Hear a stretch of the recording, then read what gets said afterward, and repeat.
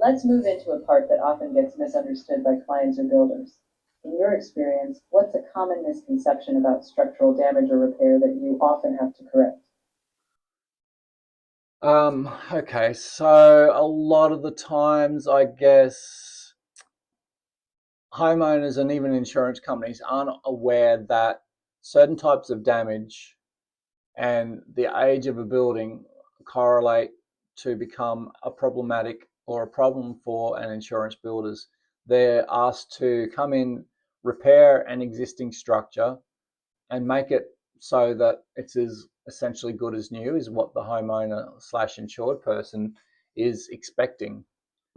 Builders can do a certain amount of work on an old house that doesn't meet current standards, but they're really unlikely to want to provide reassurance that they're bringing the whole building to current standards. And engineers can't help in that regard either.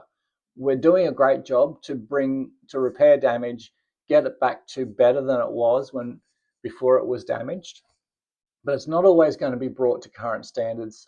And some buildings simply weren't registered or passed through council, and maybe are a long way from being compliant.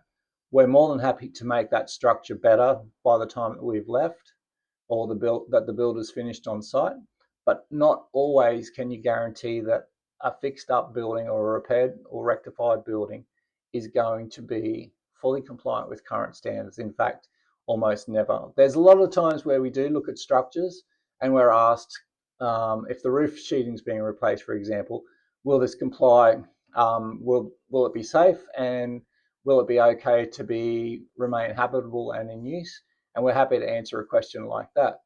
Are we going to say that a whole building that we haven't been able to inspect because it hasn't been fully declad, we haven't seen all the structure, are we able to say that the whole thing is now compliant with current standards? No, we'll never do that. So there's um, there's a certain amount that a rectifying builder and or an engineer can do when they're looking at a structure that's been damaged in an insured event, but there are extents that we can work within. Sometimes builders go further than even we expect because they are being asked to guarantee their work, and out of sensibility and good business sense, they're doing more work than they probably need to bring it back to how it was before the insured event.